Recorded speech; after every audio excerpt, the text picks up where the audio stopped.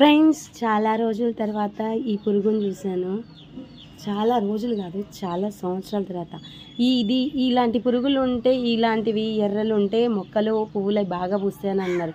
కాయలు పూలు సారీ. చాలా సంవత్సరాలు అయిపోయింది కదా ఫ్రెండ్స్, నేను చూసి చాలా సంవత్సరాలు అయిపోయింది.